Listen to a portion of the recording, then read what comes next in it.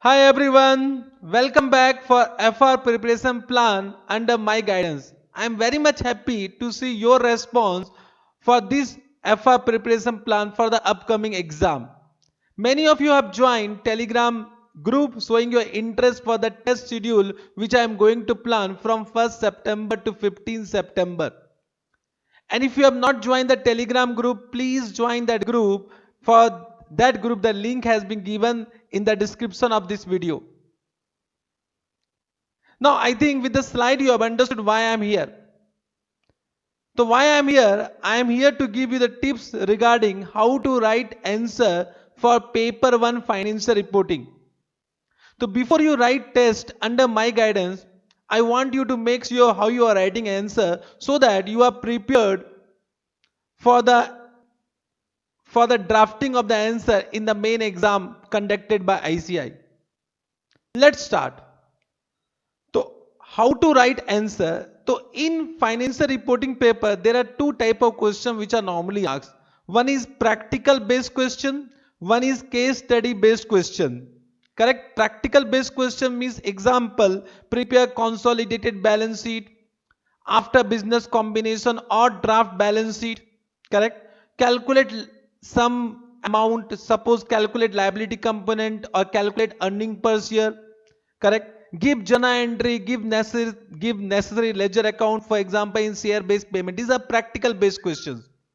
And there are some case study based questions, for example evaluate the accounting treatment, discuss the case study, assess the definition, for example assess definition of business combination or non-current asset held for sale under Ind AS 105, suggest the accounting treatment, for example under Ind AS 10 they may ask what will be the suggestion for the accounting treatment. So this type of question can be asked for case study. So how to write practical based question, how to write case study based question, that you need to understand. Because even though you know the answer, but if you are not drafting the answer properly, it might happen that you are not getting full marks. So drafting answer is a very important point for any examination. Correct? Understood? So how to write practical based question? Always whenever a practical based question, for example you have got a question from consolidated financial statement or business combination, first you analyze the question. Now for analysis of the question you are not getting any marks, but can I say if you have analyzed the question properly, then you can draft the question nicely after that. So analyze the question, find out the important points regarding that question, write down the important facts in one place. You can also draw a timeline. Once you analyze the question, then you start with the main solution.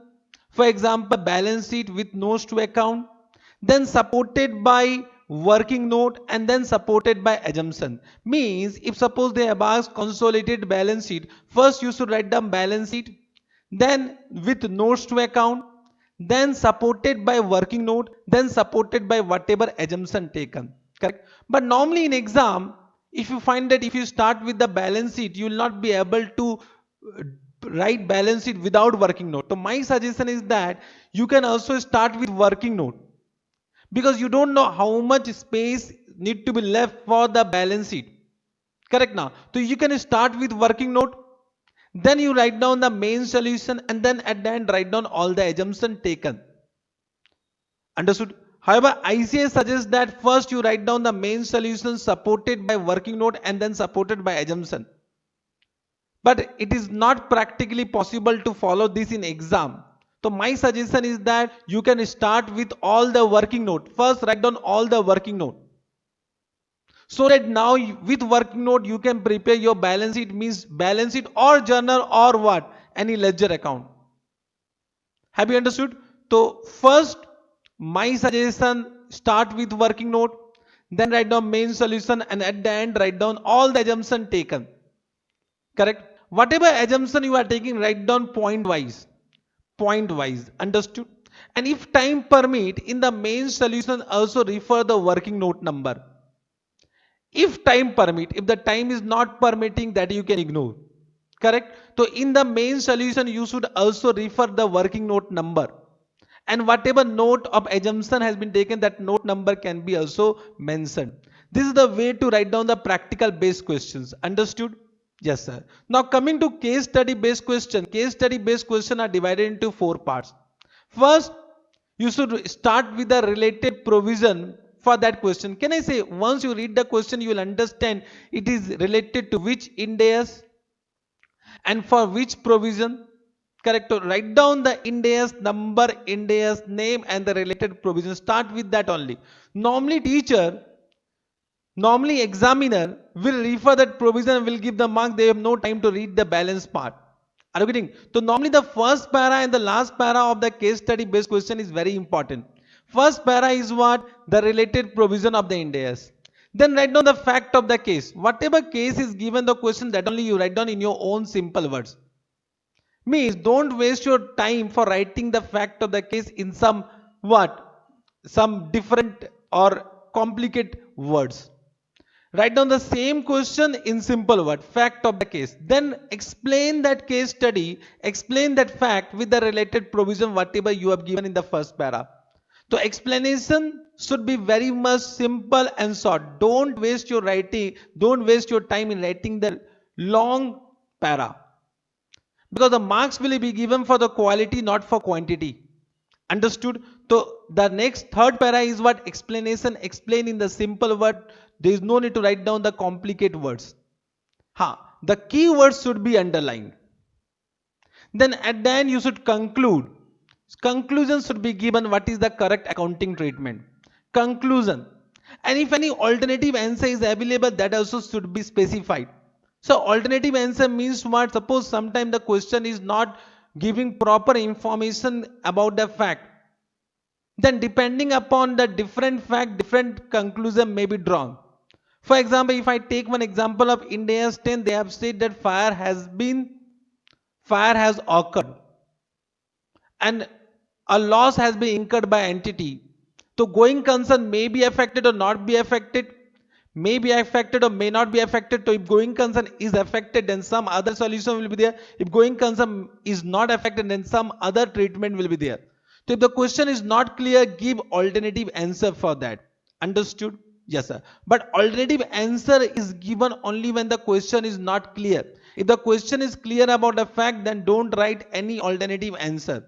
So it means your case study should be in four para. First is what? Related provisions, second fact of the case, then explanation, and then conclusion. In conclusion, if there is some alternative answer is also available, then also write down that.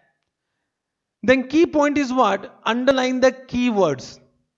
You can also write down the keyword in capital letter. Correct?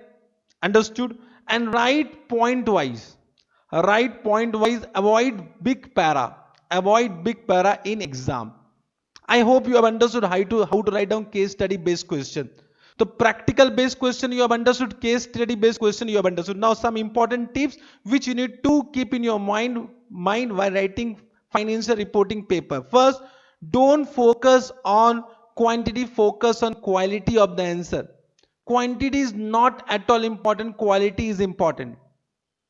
When I say quality, quality is not that you need to write in some extraordinary words. You can use the simple word, but it should relate to the given facts of the case. Correct? Then don't do overwriting. Suppose you have done some mistake, then don't do overwriting. You can strike the word which has been wrongly written and then start writing. Understood? Just strike it. Don't do overwriting. Correct? Now, if you are not sure about any section or clause or para number of Ind accounting standard, don't write it. Writing wrongs, para number may create wrong impression in the mind of examiner. Correct? Understood? Yes, sir. Then use new rupee symbol. New rupee symbol. Don't write RS. Use new rupee symbol. For this there is no excuse. Examiner may deduct marks for that. I have seen many students use RS. No, use new rupee symbol. Correct? Understood? And also write down the unit also, either in terms of rupees or in lakhs or millions, whatever given the question. Correct?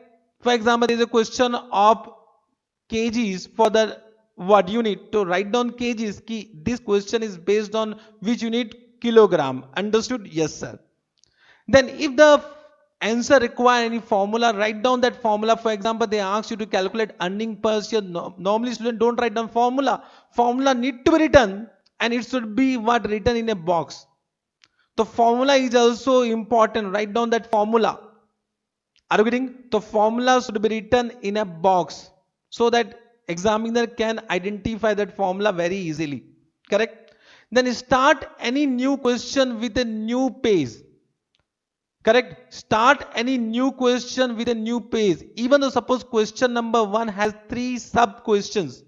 Question number 1 has some sub questions. Sub question means 4 different questions. So write question number 1, then write down question number 1, 2 with a different page. You have given examination fee. You can use n number of pages in exam. Understood? Then last point, you should leave and draw margin on both side of paper. So you should draw margin in both side of paper. It will create some impression, because first impression is always important. Correct? Understood? And if you want to give some remark, then you can write down in that margin also. Understood this point? I think this video will help you a lot. This video is going to help you before writing the solution in the test. You need to write down the answer properly, because the self assessment you are going to do by your own. I hope that you have understood. We'll meet soon. Thank you very much. Bye bye.